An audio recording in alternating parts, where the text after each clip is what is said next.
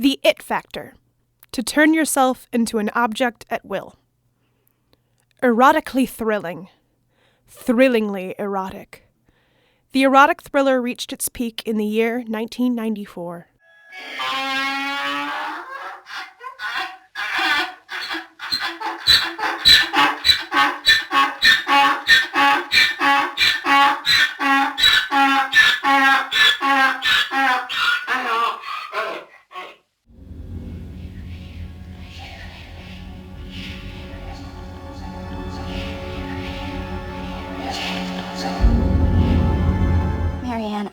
I've been having these dreams. Honey, I hope you're not getting involved with the teaching staff here, for God's sakes. It's right in the middle of our first semester. You don't go fucking your professor, Liza. There have been so many rumors about Dr. Burton. Don't go fucking. What's Buck's story? I mean, how did he lose his wife and kid? I don't know yet. He's not talking yet, either. What about Casey? You tell me. Well, I smell money. Lots of it. Maybe an abusive father. How am I doing so far? A+. Daddy pays for the expensive loft downtown and the very expensive artistic lifestyle as long as Junior stays in therapy. The hair on the back of my neck's standing up. Yeah, I'm a psychic when it comes to masochists. I will get you 10, he likes a whack now and then. Where'd you get that from? I was born with it. I'm like a tuning fork. What about Richie? Genuine nutcase. Dangerous? Volatile. Don't fuck with a trapped rat. Oh, I see. Trapped rat syndrome with a recommendation of a non-fuck-with therapy? Can I quote you on that? A descendant of the femme fatale, at the center is a woman. The woman. Though she is always fatal, she is not always femme. Hey.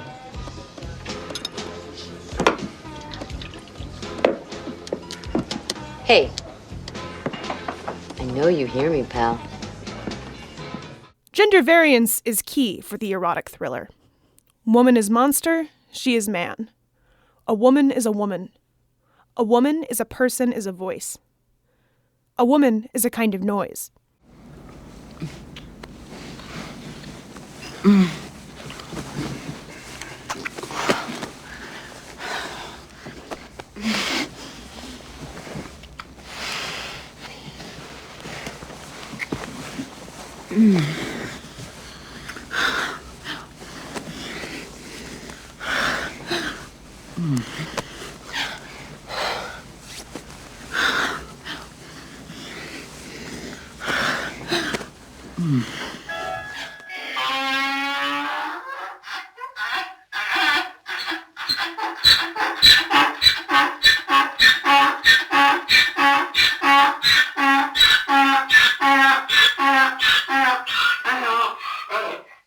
What you just heard is a mashup of two movies.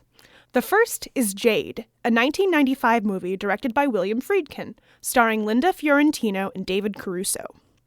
The second is Ahazard Balthazar, 1966, directed by Robert Bresson. It's a movie about a donkey, Balthazar. He suffers many abuses on this journey donkeys call life. Both movies have something in common. Great ass! Ahazard Balthazar is a parable about the inevitable suffering of the voiceless. But Balthazar certainly has a voice.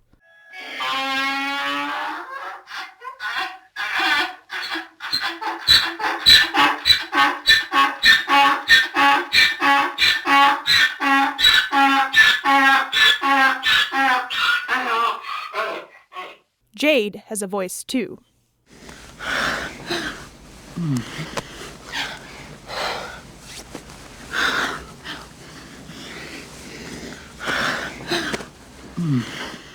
Like Balthazar, Jade is treated like an animal. Like an animal capable of anything. Like an animal always alone. Like Balthazar, her voice is a rasp, somehow thick and thin at the same time. It's important that we distinguish between someone who's had a bad day that ends in a temper tantrum and someone whose failure to resist aggressive impulses results in serious destructive acts. The People who commit these acts are in many ways no different from you and me, but they are no longer able to control their urges. They disassociate themselves from their own actions, often experiencing a hysterical blindness. The voice of the erotic thriller is not always human. Sometimes a voice is just noise.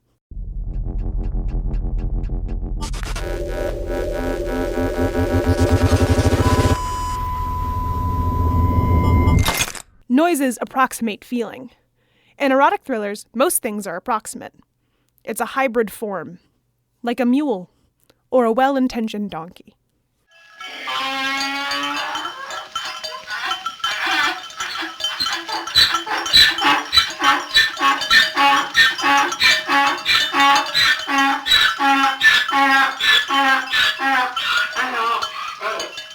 Noises are important because the words are meaningless. Words are signs for body parts, placeholders for the empty space of bare skin. Silk. Words are just nothings made of silk. Here she comes, weightless, hanging from the sky, wearing a short dress of indeterminate color. It's red. Poor thing. Thank you. I was thinking, maybe I should see a shrink. I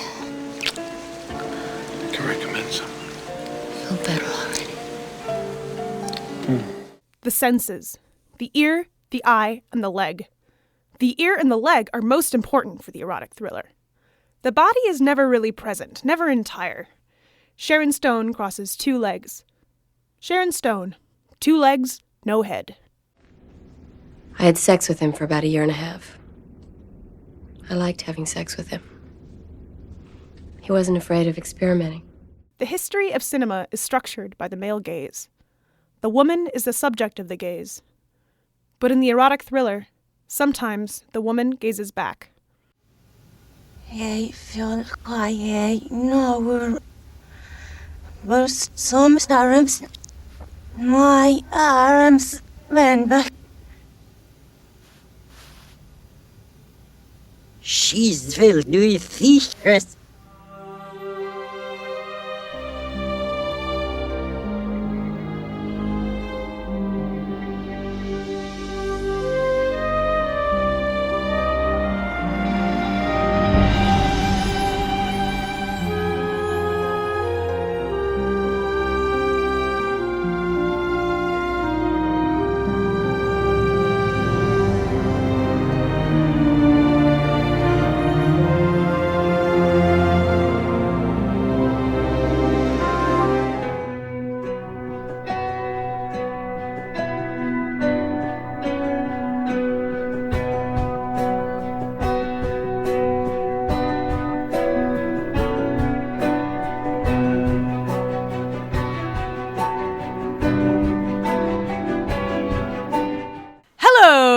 Everyone, welcome back to Noisy Ghost. We've had a little bit of a hiatus with our recent episodes about New York City and talking to artists, and now we are back with our themed episode on erotic thrillers.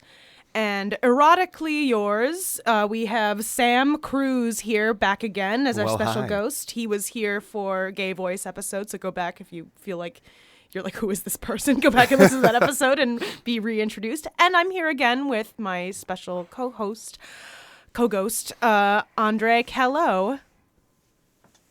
Oh, hi. Thank you.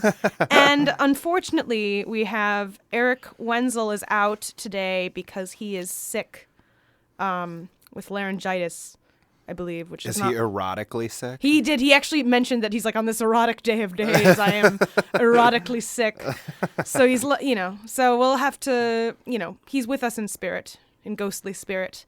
It's the day after a sexy day. Today's the 15th. Yesterday was Valentine's. Yes. And yesterday, André and I went, as part of our history-making project, to learn more about the history and lineages of erotic thrillers, André and I went on a special Valentine's Day date to see 50 Shades of Grey, which we will discuss today in conjunction with other erotic thrillers,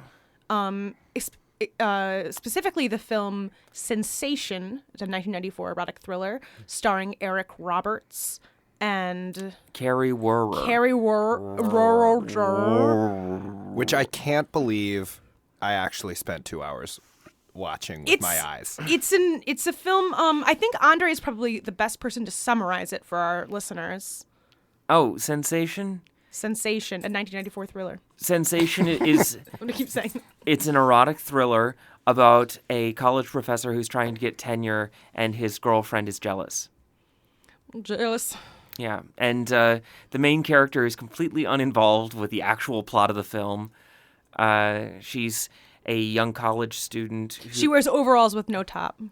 She thinks possibly that she has some sort of psychic ability, and Eric Roberts exploits this. Yeah. But it's really unclear exactly what role she is supposed to be playing in what kind of a story, because it turns out that the relationship that she may or may not be having with a college professor has nothing to do with the murders that are happening. Nope.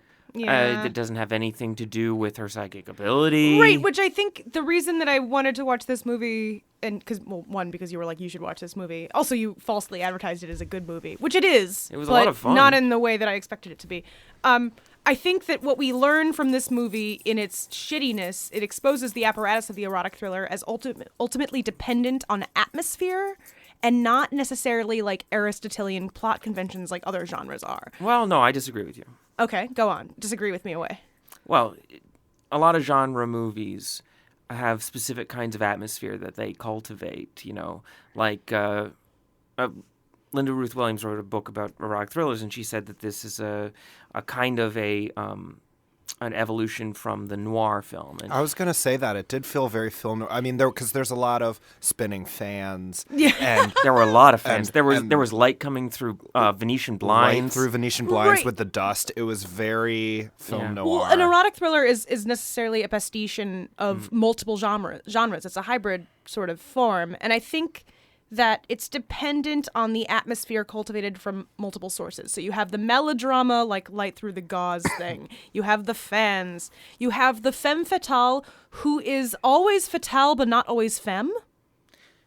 Who was fatale in this situation? Who was the fatalist? Oh, Yeah. well, it's an fatale and not a femme fatale, because the deadly person is Eric Roberts. Yeah. Well, wait, but he's not the murderer, though. Right, but he's the scary He's person. the danger. Right. Danger.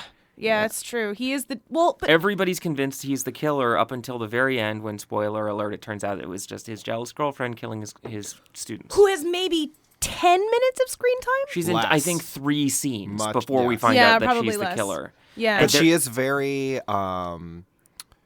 oh gosh, this metaphor is immediately useless when I forget the character's name. But in Orange is the New Black, the woman in charge. Oh, Red? No. Actually in charge of the prison. Oh my God, the Italian name. I love her. Yes. She's such, oh my God, she's amazing. We're the worst. Yeah, Anyway, yeah. But she felt very like, I'm a 90s power woman. Yeah. And I wear- leaned in so far, Yes. I almost broke my back, but I'm back again. Yeah. Yeah, I agree with that. But I think what I meant by saying about the genre and atmosphere is that I wouldn't say the genre is character driven in the sense that it's like these characters have certain qualities that lead to plot. These characters development. didn't really have They don't really quality. have qualities. What they do have, they have feelings and sensations. Like the character of Carrie that Rural Juror plays is that she's capable of experiencing the world more fully and more vibrantly than Eric Roberts on account of her biological like supernatural powers. It's like about Well, when woman. she touches an object, she can feel the things that were felt by the last person who had the object. Yes, and I think and it's so she's sort of synesthesia, but the adjective form of that, and she is emotionally available in ways that men can never be. The only thing really that she's ever able to figure out with this incredible psychic ability is that the guy, Eric Roberts, who hands her these lingerie, Right. Turns out he was the one having sex with the woman who was wearing them. Which is fucking gross. And also, I think you could probably figure that out without ESP. Yeah, like with science. Yeah. I I also think formally the reason I wanted to talk about this particular movie on this podcast is because of just how important sound is to not finding their murderer, because nothing is really, that just sort of happenstance, like things fall into place for that. Completely irrelevant to everything that happened in this film. Exactly. None of the characters in the film had anything to do with what happens in the film. So the structuring principle of the movie that makes the movie, is her attention to the realm of the senses as an alternate realm of experience that can, or like, not alternate. You're realm of losing me, experience. Eleanor. I'm Come sorry, on, help me I'm out not here. Working. What is important, I'm sorry, I'm an asshole, is that the senses are more important than like you're getting a tenure or like getting, having a rational mind, being Eric Roberts, because Eric Roberts is the epitome of rationality, by the way. It's more important to like paint with your top off and have hair. There are a lot of painting sequences in this film. Well, and that was something, because I spent a lot of time after I saw this movie trying to compare it to, say, like the Cinemax films of our teenage generation. Oh my God. As a 13-year-old in 1999, I am very familiar with that genre. Yeah, as an 11-year-old, I was too. And it's just so much more lovingly done, you know? How do you mean? I mean that it there's a lot of attention paid to the formal aspects. Yes, it takes itself a lot more seriously. And, painfully And while seriously. it was an excuse to see nudity, it was an excuse to see nudity that was supposed to further the plot. Whereas, these Cinemax movies, it was just like, let's get these people naked as fast as we can, and it doesn't matter what the story is in between. This film was like, yes, this is an excuse for you to see nudity, but this nudity is going to be part of an overall story. This nudity is important because it's telling a story. Now, it didn't. Yeah. To be clear, it did not. Well, there's a way, I think, in which the Cinemax movies are sort of similar to musical theater in the way that it's just like, except nudity is the musical number. I completely agree. It's like, yes. they're like, well, I'll tell the world, pitch, and then like someone takes off their pants. Like, yeah, it's very similar to that, I think. But I don't understand, though, because there are other erotic thrillers that were more interested in story, though, than sensation. There are erotic thrillers with actually very complicated plots. So when we're talking about erotic thrillers in broad terms, they're not all the same, right? There are hashtag not all erotic thrillers. Well, because I was honestly unaware of that a majority of the underground or of the erotic thrillers were made for television. Well, they're made for television, direct for video. I thought that we were talking about like Body Heat and like all of these like sort of more legit.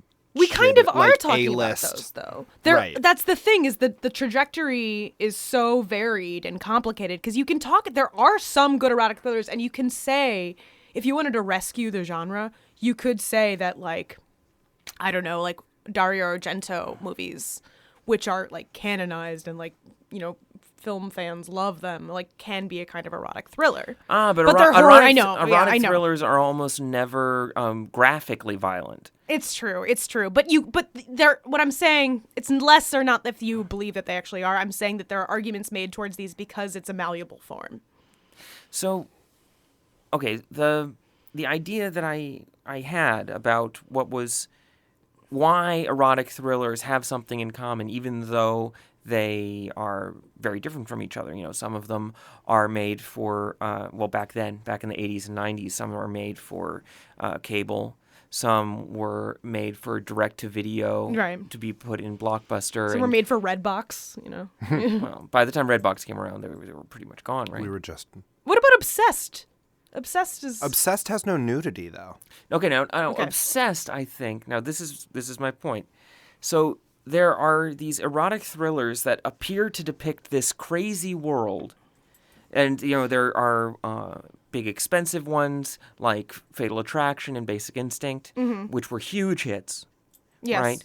And there are really cheap ones, right, that are, no big stars, look like they were shot on a weekend, cost practically nothing to make, you would see maybe the same set in a couple of them. Right. Right. Like you put together some sort of an interior set, and then you brought in a bunch of different crews to all shoot erotic thrillers around the clock. Well, yeah. And Sensation was somewhere in between. Well, it was directed by Brian Grant, who's a music video director from the 80s who had a pretty nice pedigree of making beautiful music videos for people like Tina Turner, right, and Donna Summer.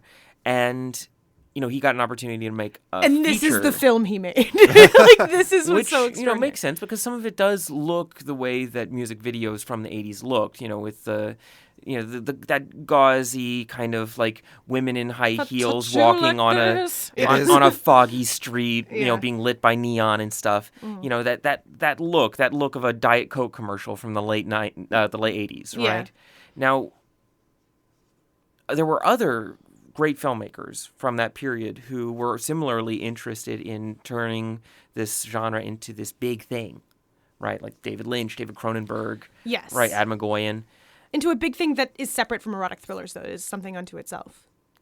Well, yeah, but still working within the genre. No, I agree, yeah. But what I think unites the genre and makes it different from movies like, for example, 50 Shades of Grey or Obsessed or, a romance that has thrilling elements in it rather than an erotic thriller, is that the erotic thrillers are depicting different scenes and different locations from a single contiguous world. This thing that's sort of like an empire of straight male Western fantasy. And that's why none of it has anything to do with real life. The behaviors of these people, they're all completely bizarre, right?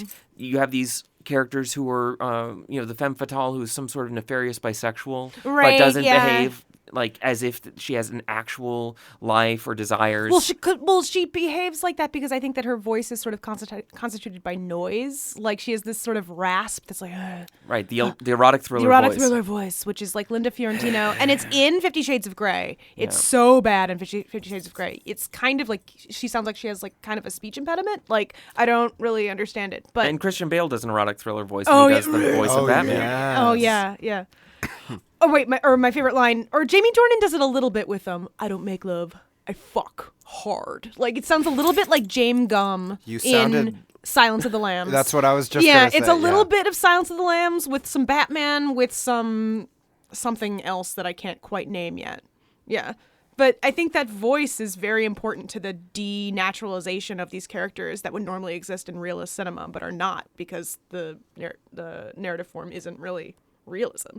Right. It's not about depicting what what it's really like to be what it's really like to be with Christian Grey.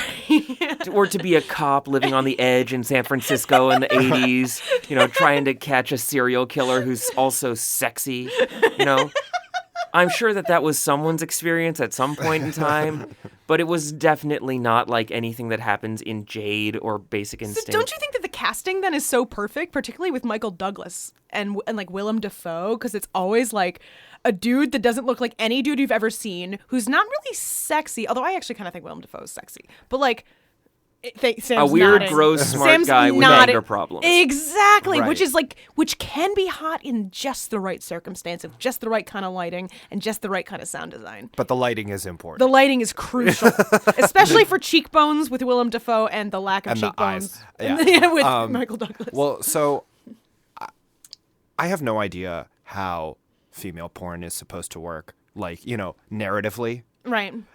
Because I am aware that it is less about let's just get to the slamming. It's all about kissing. A lot of like softcore like porn aimed at women is like about kissing. But is so this weird. the way that it was Softcore? supposed to work? What is aimed at women and why? And are women, just because it's being aimed at them, are they the consumers? Okay, are so the stuff that's being aimed at men being consumed by men? So this is how the female gaze work, and I know it works because I am a female.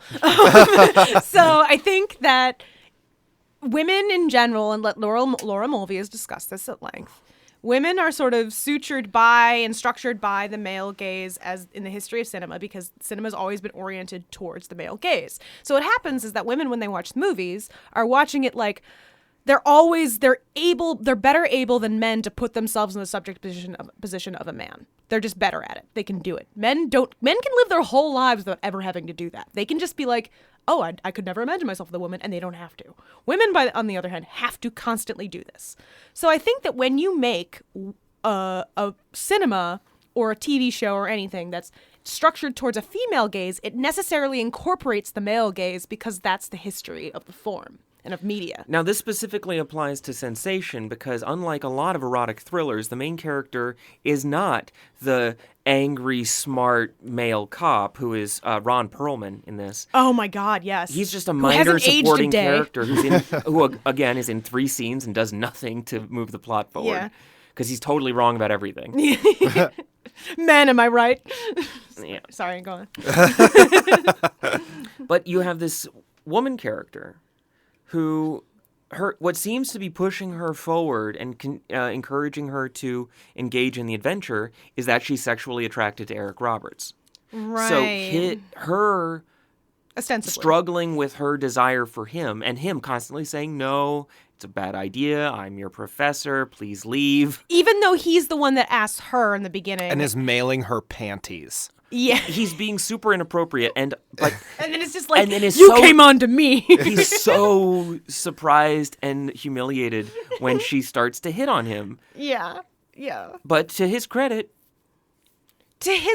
nothing. You get nothing. He gets nothing, I don't think. Because he's the one guiding the whole narrative along. He's the one who starts the story that she gets like thrust into.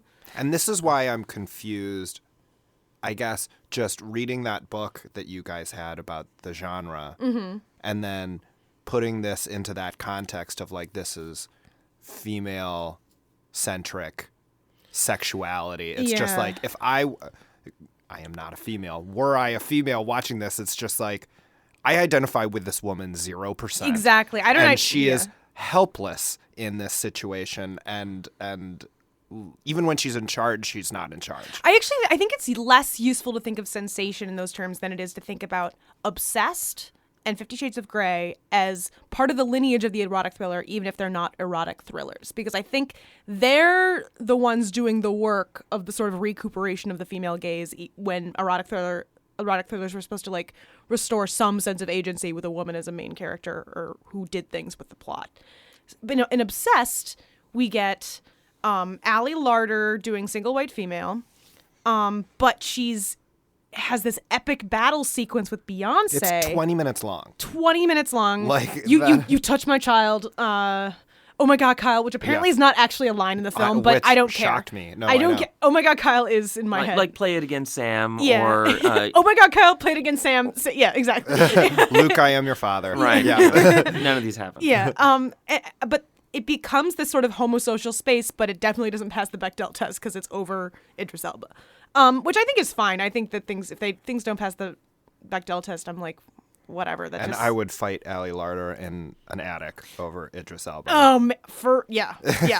Well, I don't know the object of obsession or of sensation or of 50 Shades of Grey is identification. No, I don't think so too, because that's not how realistic Stanislavski cinema works. Well, fantasy, like the pleasure, like Laura Mulvey says, the pleasure you get is from looking at it, from not identifying, from having the distance, yeah. Right, you just get a pleasure from seeing a particular kind of narrative acted out in front of you. But that's assuming a male gaze, because men are allowed to sort of look but not see. They're allowed to sort of look outside of something without being forced to identify with it. That's how male sociality is structured. All right, well then, Eleanor, as a woman, how... It seems, I don't know, is that true? Am I wrong? Like, I mean, is there a way in which the optics of cinema for men are like, they're allowed to have some sort of distance, whereas women are forced to identify with everything all the time? Well, I think that this is the problem with the erotic thriller as a genre, is that, like, a comedy film tries to make you laugh and a horror film tries to make you feel scared. A erotic thriller is trying to arouse you. Right. And I just don't feel really aroused at all. And when something is attempting to be arousing and then it fails, it's the so worst. It's funny and kind of upsetting at the same time. Well, I think like The Office. Yeah, I think it's well. It's like I was telling Andre that I think when we had a very different experience watching 50 Shades of Grey. 50 Shades of Grey, because I just felt like that Seinfeld fardo the entire time because I knew the actors were having a miserable time, but they had to like rally. They had to fucking do it, and I was just like sitting there with my. And the audience was laughing at every single were they scene. Really? It took like 20 minutes in the movie though for someone to be just like, oh my God. And then everyone was just, all hell broke loose. Like, it was just. It was like we were at a screening of The Room. A midnight screening. It's so much like The Room because it's all about a room. When they go into the room. And I can't, he calls it I can't even say the word. Playroom. Right? Shut up. It's The Room. I can't say that word because it's so upsetting. So we need to talk about something in Sensation. All right. That was very important to me. And I brought up several times and was really the most upsetting part of the film. And that is, so Carrie Wurr is going through the motions of kind of solving this sexy crime by touching stuff. Never gets anywhere. And she's fantasizing, or she's seeing this woman with short brown hair having sex. And over the course of the film, she kind of is trying to make herself look more like this woman. Right. And very early on, she cuts her hair off. Trying to approximate the haircut of this woman. Now, she hacks the hell out of her hair. And she spends the rest of the film, including what is supposed to be sort of a triumphant ending, with the most haggard, crazy people hair. She looks sort of like Meredith Baxter Burney. But I don't know who that Meredith Baxter Burney, if she was not allowed a mirror. Right. Like if she had to do it herself in the woods. So I didn't know if this was part of it. The idea was that she had gone so deep that she was giving herself her own haircut, and it just like, this is her crazed move, and so it's supposed to look choppy and weird. But like for something that's supposed to be erotic, nothing in a movie is ever supposed to look that ugly. It was distractingly awful. Well, there's a scene where they're making love. I don't know if it was real or in a fantasy, but he's pushing her down, and then she pushes her head back up, and it's just like you can see how flat it got from the mattress. And like in any self-respecting DP, director of photography, would be like, okay, we have to stop right now. Yeah. We have to fix her hair because that's the unsexiest thing that has ever been caught on film. Yeah. And they just went with it. And it's like. The thing that I think is so interesting about that, Sam, though, is that like there's this element of mental illness being not apologized for in the movie that's so not part of any other erotic thriller I've ever seen. Like, are you talking about 50 Shades of Grey, or are you talking about Sensation? I'm talking about both Sensation. I'm talking about Sensation, really, because I think that all the women in these erotic thrillers, whether they're suffering from like PTSD from being like raped, too sexy, or being too sexy, or from being too like just having too long a legs or something. I don't know. There's always something that is keeping them from being emotionally intimate with a man in a way that the man wants them to be, or is forcing them to be in disguise all the time. Well, both films or forcing them into lesbianism, which, according to these movies, is a kind of mental illness. Well, I mean, that was at least in the 90s, it was still a mental illness. Well, but Mulholland Drive, I mean, what is that, 2001? Yeah. And it's oddly anachronistic, the way that there are the attitudes people have toward sexuality in these kinds of movies. It seems like stuck, not even in the 80s, but in like the 50s. Yeah, well, that's David Lynch's like nostalgia porn, though. I mean, in some ways, it becomes it just feels like 5 men in a room being like, "What are women gonna think of sexy?" Yeah, but like it's so. But is the idea that this is supposed to make a woman aroused?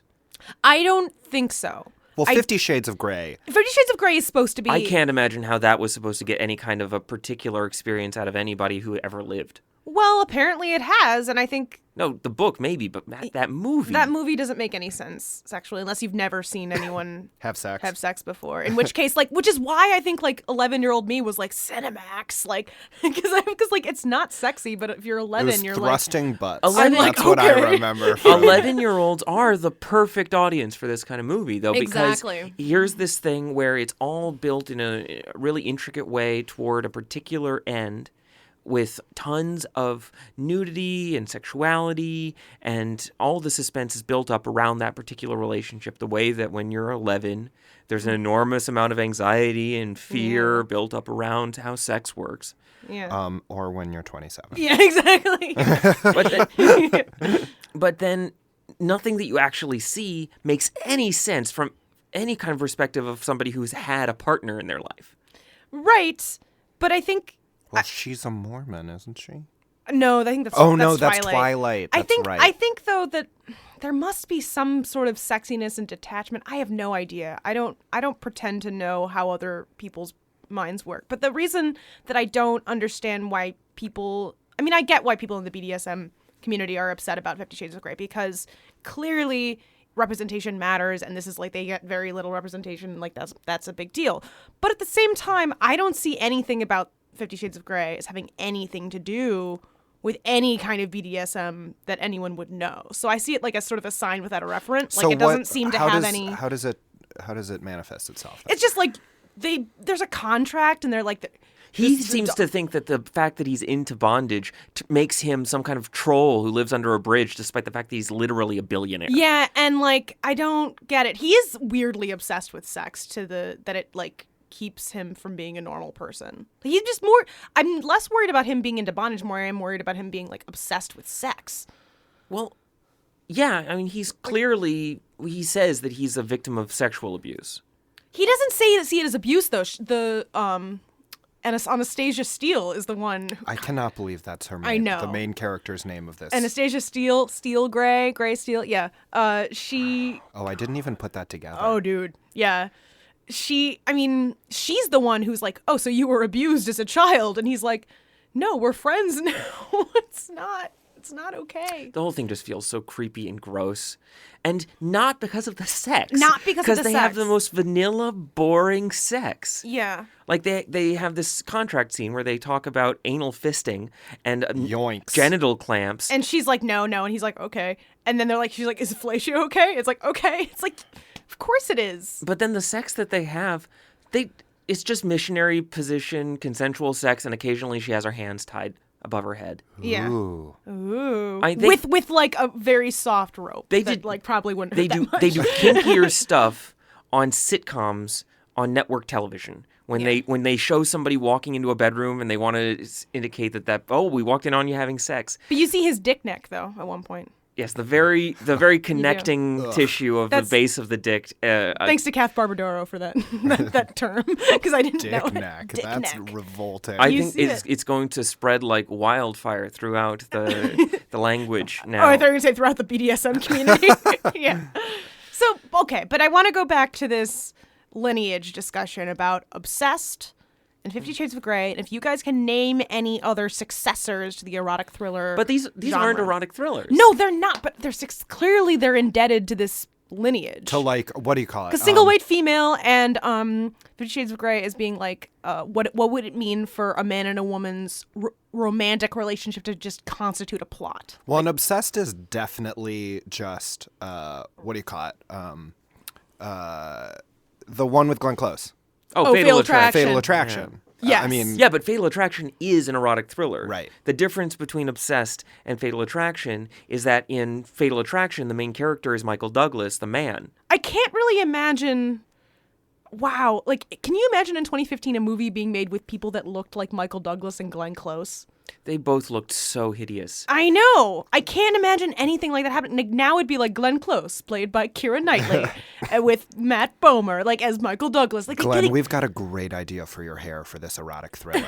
We're going to give you a perm, and it's going to be beautiful. And Adrian Lyne, the director of that film, a number of other erotic films, because that's his thing. Oh my God, the one... Oh, I love that He did a version of Lolita. He did... No, is that the one He did a Perfect Murder. No, he didn't do a Perfect Murder. That's like my favorite movie. Juliette Lewis was in a Lolita, wasn't she?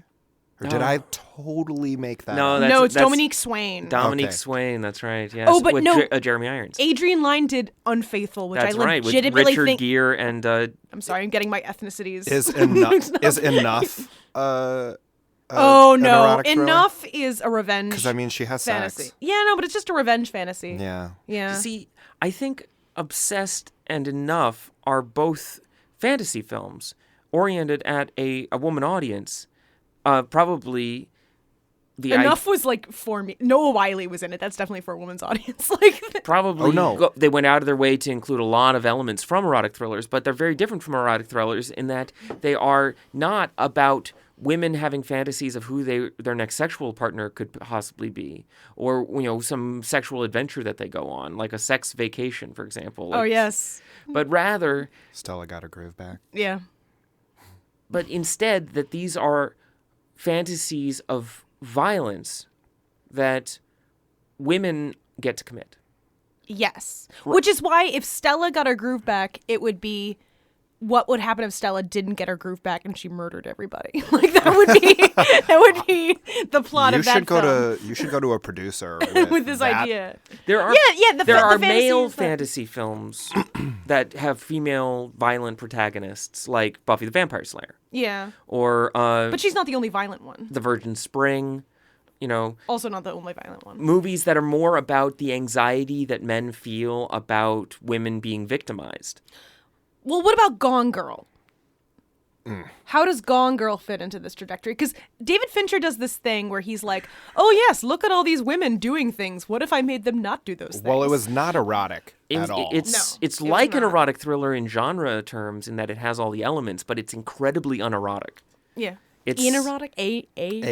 Erotic? Erotic.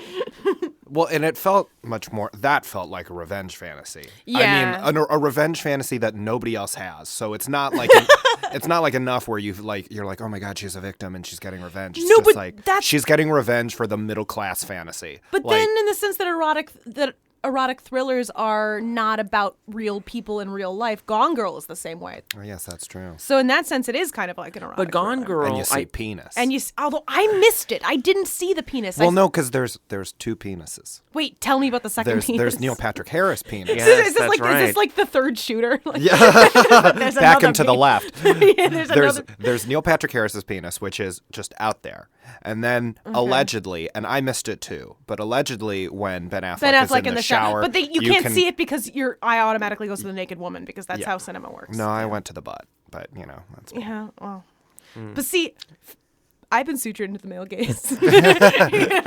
Right, you've been in enough cinema studies classes that you know where your eye is supposed I know, to be. exactly, it's When ruined David me. Fincher is making a film and you're watching it, you know exactly where your eye is supposed to go. Exactly. Oh God. But they had press tours about that dick shot. Yeah. Like what's her name? Jennifer Garner went on television to talk about her husband having a dick shot, and then the world went to see this dick shot, and there was nothing. Well, The world lined up. The thing is that you can't sell what the movie really is, which is a That's movie true. for you to enjoy if you're unhappy in your marriage. But I don't. Can you imagine going on I mean, I did go on a date to see that movie. I sort did of. too. But I don't know. It just seems so strange. But wait. Okay. So not an erotic thriller. Sorry. no, but the names of the movies we've discussed that are, even if they're not erotic thrillers, are part of the history are Obsessed, Gone Girl, and We talked about a lot of movies. Yeah. Wait. Okay. So how do we understand the genre as how would you define an erotic thriller? Sam, go. I would say Luigi's next. I would say that it is a movie meant to titillate, Sure, but first. in a very specifically vanilla is the wrong word. In a very specifically gauzy way. Okay. With a filter I buy that that. has and this sexiness is driven by some danger. A danger. And there is always an element of Yeah. Now, this is, I think, in the interview that Williams did with Paul Verhoeven, this is what he identified as being the thing that went wrong with Showgirls. there was no danger. There was no thriller aspect to it, and so the whole thing just felt It's like an epic. Yeah. So Right. Showgirls was supposed to be an erotic thriller. No, he said that the reason that his erotic thrillers were received so much better than Showgirls was because the erotic thriller includes the danger to increase the stakes to a point where the sex, which would otherwise be ridiculous, becomes interesting and necessary. Yeah. Now, when you make a movie with just the sex in it, then all you're left with is how stupid and silly people look when they're having sex. Which is exactly what the problem was with 50 Shades of Grey. And I mean, Right, the stakes were so low. Oh, God. I would say that Showgirls has more of a plot than 50 Shades of Grey. It has an enormous plot. It has a Because- 5-act That's plot. the problem. It's such a careful balance of plot to atmosphere to nudity. Like this is the golden triangle, you know, and you gotta have a little bit of each. So but Paul Verhoeven made a film when he was a young man living in the Netherlands called Kiedi the Tippel. sexiest of countries. Kiedi Tippel is almost identical to Showgirls. It's about this young girl, I think in 17th century Amsterdam, who moves from the country to the city to make her fortune, so that she can survive And awaken her sexuality. Well, she uses sex to move up and eventually become a wealthy and successful person in the city, but then she has to deal with the fact of how she got there. Which is very much the projection that, Naomi Malone, she gets to the top and then it's all for nothing. It's all worthless to her because of how she got there, because she became a whore. Somewhere in Los Angeles, Elizabeth Berkley's ears are burning. I hope knowing so. that somebody is talking about Showgirls right now. I mean, it's a pretty popular midnight movie. So we talked about when we watched Sensation. I have trouble saying that title. We talked about whether To Die For was an erotic thriller. No, that's... Which we said no. It's a crime drama. But it's a crime that's also sexy. I don't think there's anything sexy Well, I about mean, them. There's sex in it. She's the femme fatale for sure. Yeah, and she's both femme and fatale. But this is one of the things that separates the erotic thriller as a genre that's constituted by formula, is that if you follow the femme fatale, it very much changes the experience from if you're following the guy who is being fataled by the femme. Well, I think that's the transition from noir to erotic thriller, because in a noir, it's a woman in trouble. And in erotic thriller, it's woman is causing trouble. Well, and no, sometimes the woman causes trouble too. Lauren in Bacall noirs. was always causing trouble. Right, but she's causing trouble to herself. There's necessarily like the this self-destructive thing, cigarette smoking and woman. I don't think that's always true in erotic thriller. I think there's more of a like, what would it mean? What would a world look like where a man was afraid for his life from a woman? Like but it's that just wasn't sort the of case turning in it on its head. Sensation. Right, because Sensation switches it. Very much like also The Last Seduction, which we didn't watch for this week, but which starred Linda Fiorentino as a con artist who uses sex to get what she wants, as often is the case in erotic thrillers. And life, am I right, ladies? It's true. It's true. Well, aren't we all constantly using everything that is at our disposal to get what we want? I mean, how often do we do things for no reason at all? Oh, I mean, what?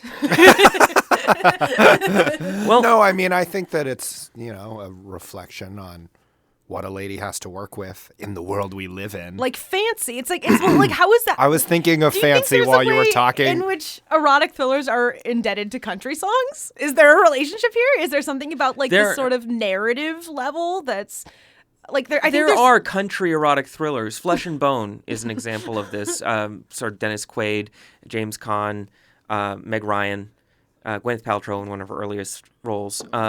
Sort of a noir meets Justified kind of a thing. A lot of dusty landscapes and lightning crashing outside the window of a country home kind of a thing. Yeah. And it ends up being sort of like the way that they do in Wild Things, where they use the environment as Wild Things as a metaphor for the dangerous sexuality of the women. But that's melodrama. That's not. I mean, erotic thrillers get that from melodrama, from women's cinema in the 30s and 20s. Yeah, but so did noir. Yeah. Is Wild Things an erotic Oh thriller? yeah, Yeah, absolutely definitely. it is. Oh my God, yeah. Because the one of the things I think that identifies the erotic thriller is that it has a sex scene that isn't supposed to be romantic. Sure. It's supposed to be sexually exciting simply because you're seeing these attractive people have sex. Unlike, say, for example, in a movie like 50 Shades of Grey, where they build up to the sex for like an hour and a half. So there's no sex for the first 90 minutes? No, not the first 90 minutes. It feels like 6 or 7 days. We got to the theater. The screening was supposed to start at 7:20. The first time I looked at my phone, it was 7:38, and I was like, "Oh my god!" Why were they put? Oh, I see. Yeah, like we were watching it, and I was just like, "Oh my god!" I think I looked at my phone every 10 minutes for that entire movie. But you know what? It's not totally awful that they made it so incredibly boring, because the effect is that you feel like this relationship, which takes place over a period of, what, a few weeks? Yeah. It feels like it takes years. Oh my god. Which is why you're like kind of, when her friend is like, "Oh, aren't you moving a little fast with this guy?" And I can totally be like, I'm like, "No, she's not really. It's fine." Yeah, we've been here an hour already. Yeah. She's not moving too fast. Yeah, exactly. And that's interesting that there's a friend who's saying, "Are you moving too fast?" Because that was my favorite part of Sensation. Was the sassy best friend? Yeah. With the ugly haircut. Another woman who allowed herself to get an ugly haircut for this movie. Like a boring version of Martha Plimpton. I think. Yes. Yeah. And her role was to only be like, "Oh, Carrie, you're so crazy," and then she dies. Yeah. But yeah. The role of the best friend, I mean, it's the role that we would probably all be cast in were we in an erotic thriller. We're all the sassy best friend. Who gets murdered. Who gets murdered. I would be, oh my God.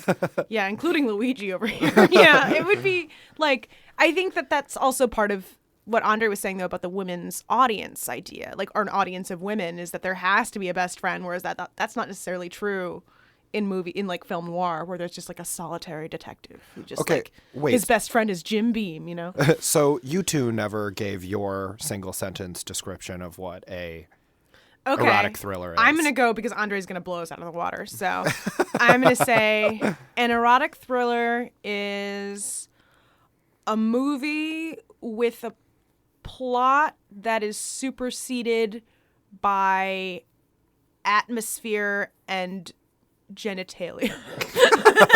Not genitalia, or superseded by atmosphere and the human body.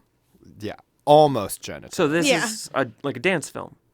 It's a lot like a dance film. I think it's less about. I think the thing there was like some great dancing in Sensation with thing, Eric oh Roberts. Oh my god! Yes, he has this like African tribal moment. It's so bad. It involves grabbing his crotch.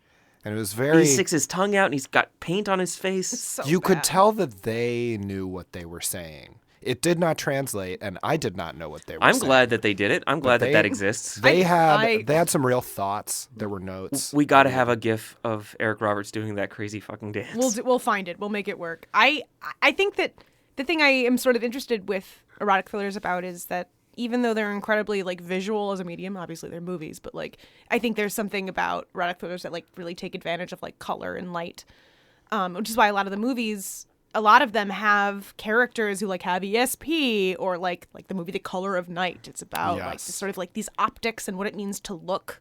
Well, I also think it's so important about how the body is like a thing that moves in space is really important for like driving the plot along. It's not just words. The words in erotic thriller are fucking meaningless. And I talk about this in the monologue. Like it's just they're just signs for atmosphere or for feelings or for sensations. They're just like you could watch it on mute. You could, and like, but then you would miss the great saxophone music. Oh, that's true. And well, that's what I mean. Is you couldn't watch it on mute? Is actually but you could watch it without and any get dialogue. The plot. Yeah. It's the saxophone, and sometimes there's a synthesizer, and it's just about what would it mean for a story to just be like dance theater. Well, and that color in Sensation, and I I don't know how prevalent the light is, the color themes, but I don't know. I think you guys hadn't seen I Know Who Killed Me.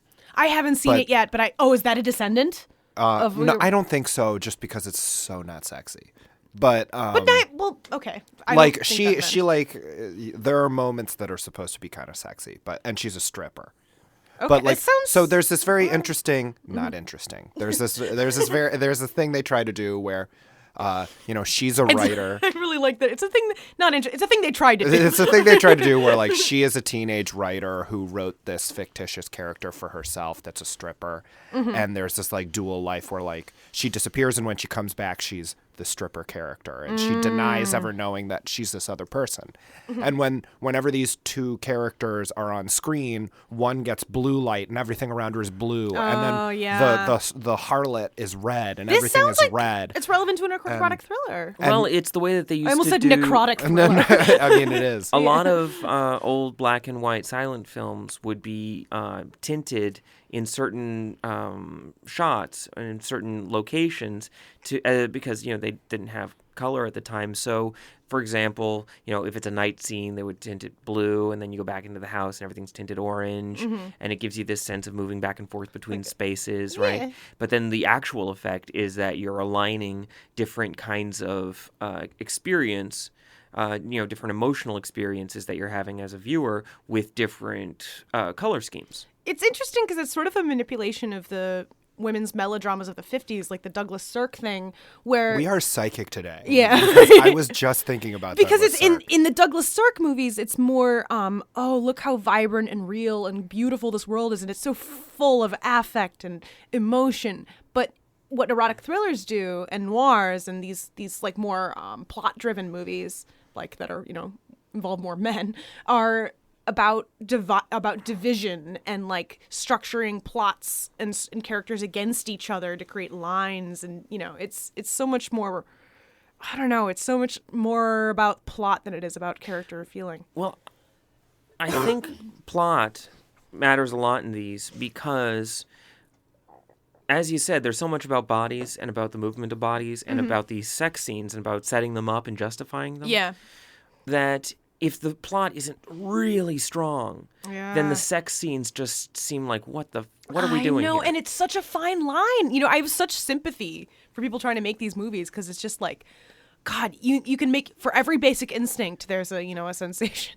There's just, If the plot isn't super strong in the way that it's delivered to the audience, beat by beat by beat, then the result is reality starts to creep in. Oh, and then you cannot have that. Well, that is not... once it's no longer a fantasy. Like, and, that's what I think, if, I had to say what the genre was, I would say that an erotic thriller is a literalization of the bizarre dream logic of the straight male sexual mind. Okay, but that's not exclusive to erotic thrillers. I think it is. I think even pornography doesn't attempt to depict the realm of like the male phenomenology sexual of fantasy. It, Pornography is incredibly practical in that it's about transforming dollars into semen. Yeah. Right? And they do very and well. vice versa. Yeah. Right, exactly. Yeah. Right. Yeah. And so a lot of times you have things where, in pornography, the work is stripped in a sort of modernist way down to the very fewest elements that you could possibly include. Totally. It's so true. But in an erotic thriller, they're all, even the cheap ones, especially the cheap ones, seem to be sort of rococo in the way that they are just filigreed and covered with detail and design. That's the fascinating thing, is that Sensation didn't feel sloppy. Like, it felt like there was a lot of planning and thinking and designing of it, and it still seems cheap. Yeah, I agree, but despite the rococo-ness. I agree with Andre. The cheapness, though, I think comes from the fact that you're watching a narrative which is, as, again, I keep going back to Linda Ruth Williams, essentially talky. Right? These are films about people in a room talking to each other. And that always feels cheap, right? And sometimes an erotic thriller attempts to open it up by including a car chase. A lot of them have car chases. Oh my God, Jade has like 3 car chases. Oh my God, that car chase where they're going through that Chinese New Year's parade and it's just a standstill and he's just leaning out the window screaming at the Chinese people. It's about a man in traffic is what's going on. Yeah, it's like, it takes forever too. Much like 50 Shades of Grey, boring and hilarious at the same time. Oh my God. But I was thinking about what you were saying though, Andre, about like there's something sort of as opposed to pornography, which is just trying to bear everything down to the essentials, to what, what can we get away with? And I feel like with erotic thrillers, like you're saying, it's more Baroque, and I think that connects it to a theatrical era of the Restoration comedy, which is a descendant of this Puritan theater form called the drame bourgeois, which was like, no, the theater needs to be a moral art. It needs to be moralistic. It needs to tell people how to feel and how to think. It shouldn't, and everyone should get married in the end, but it shouldn't be like a comedy. It should just be for purely didactic. And then after that, they had the Restoration comedy, which was fluff. It was just pure fluff. There was nothing to be learned. It was just witticisms, and you read the language, and it's just, alliteration and assonance, and everyone's wearing ridiculous costumes, and the characters are all named like Bianca Silviana, and School for Scoundrels one of these? Yes. And they're just, that's all it is. And I think there's something about this, like, if we can just bury sex, and there's a lot of like bawdiness in Restoration comedies too, but it's all gussied up, so it's okay. And I think if erotic thrillers do the same thing, where it's like, if we can take sex and just make it unrecognizable from sex, we can really make something sexy. That's what I think they're trying to do. I think the film that does that the best is Color of Night. The sex scenes, my favorite erotic thriller, by the way, listeners. The sex scenes in Color of Night are so unlike anything that any human being has ever experienced. Bruce Willis's ween is in it, which is unlike any sexual experience I've ever had. And two, there's the swimming pool sequence with where Jane March appears to be able to breathe underwater. Yeah. Oh yeah, it's kind of like a Disney movie in that way. There's something so extreme about it. It's just pure. Ariel doesn't give the prince a blowjob underwater, though, right? Why are you ruining this? But yeah, Color of Night is the best because it's by trying so hard to be sexy, it ends up being the opposite of sexy. But it also tried to be really smart. Oh, they all do that. They all think they're so smart. That's the great thing about The Color of Night was that it was like, trying to delve into psychology. Right. It dealt with a lot of the themes that recur in films that are in the erotic thriller genre, including psychiatrists, BDSM, right, which is contemporary art, right? Because there's a painter in this, and there's a painter in Sensation, right? And then there's often sculptors and But I think that's coming performance artists. I think that's coming from. It's like an elaboration on the film noir thing, where it's like you want to be wisecracking, tell no lies. These are the people of the underworld. These are the people of the underworld who are smart and kind of living on the edge, and that's sexy in and of itself because they live on the edge, and that means they're smart. So it's just an impression of something substantive. Yeah, that's what I think, at least. But I guess I'm looking forward. I'm trying to think. Do you guys know of any movies coming up that are or songs? Is there like is there a musical version of an erotic thriller? Oh, I think that the song that always reminds me of an erotic thriller is that one that goes ba-ba-da-da-da-da, ba-ba-da-da-da-da, with the saxophone like solo. The Star Trek. Yeah, I don't know what you're talking. Oh gosh, man. I was thinking The Edge of Glory, that Lady Gaga. Oh pastiche. yeah. The music video for that. It looks. Oh, I see what. Yeah. Because the song, both of these things have saxophone solos. Saxophone really is the sound. Well, and that music video is very smoky and blue and I lights actually love through that filters. music video. I hated it. Oh, really? I think it's so filmed great. Filmed it on the Sesame Street lot. It was just like very. Oh God! It felt like a Billy Joel. You know what's weird? And video. Sam, you and I were talking about Miss Saigon earlier. You know that song, "A Song Played on a Solo Saxophone." Yes. A crazy sound. I was thinking that kind of, to me, sounds like it's trying to be that like 80s sexy, smoky. I was gonna say Lana Del Rey. Oh my! Feels musically, like an erotic. Yeah. Musically, the stuff that you hear in an erotic thriller is the same exact stuff that was in noir. Yes. Right, like the music from Chinatown, the music from Color of Night. Well, but the thing about the saxophone though is that it even makes an appearance in like Ghost Dad, which was not an erotic thriller by any means. No, like true. But there's plenty of music in it that's very reminiscent. Like I don't know, the Bill Cosby scene when he's walking down with looking like the Invisible Man, and it's like dun dun dun dun dun, like, and it's I don't know. There's something. Henry Mancini. Yeah, Henry Mancini. Yeah, there's something about Henry Mancini, I think, that maybe speaks to that time period, which then... Well, it's all heavy-handed. It's incredibly heavy-handed. Yeah. Right? Like, erotic thrillers are never... They're never going to do a scene and put a little bit not enough music in it. No. Always too much. Very lush. Yeah. Very lush. That's a kind adjective for what's going on. Well, the erotic thriller is sort of like a feature-length music video, at least in the way that it was made in the 90s. Right. Because the idea is to create and sustain a feeling. Mm-hmm. And, yeah.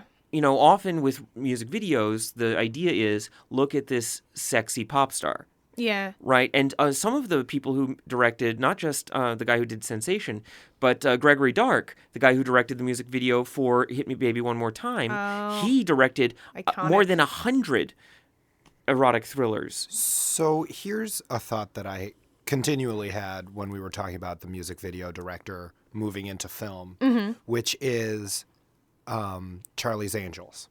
Okay. Which was directed by Mick G, who was a prolific music video director and of fucking the 90s. Awful at it. And I'm not a Mick G fan. Right, but Charlie's Angels was like Sensation. You watched it and you were like, this is just a glorified, underthought music video. Yeah, and I buy that. Like, all the slow-mo body shots and all the like fun dance numbers and each individual shot taken by itself is a lot of fun to watch and would sustain your interest, but it's not thought about by the creator in such a way where it makes sense as a larger piece. Right.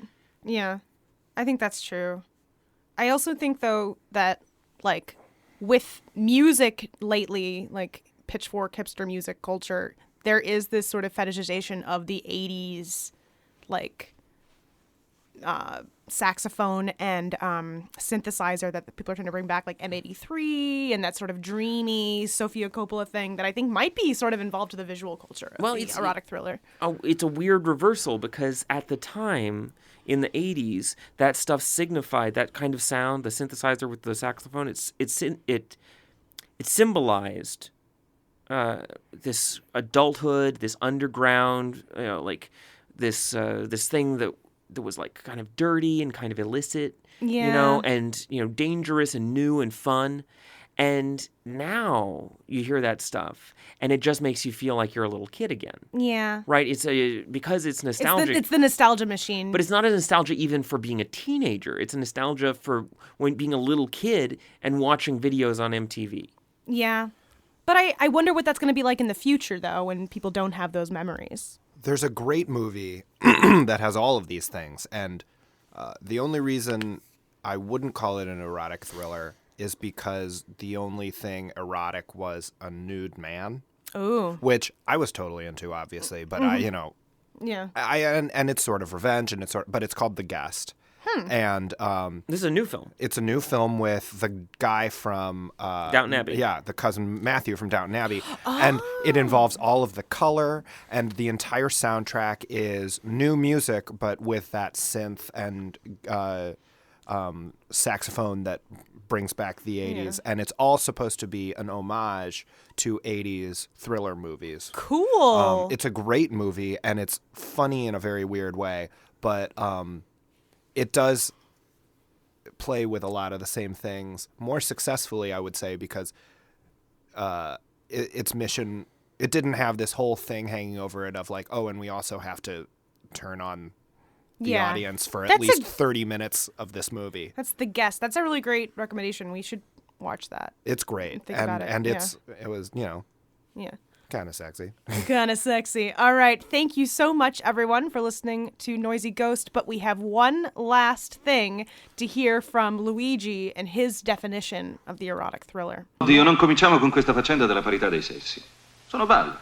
Non è vero. L'uomo è diverso dalla donna. Le donne sono delicate. Sono fragili.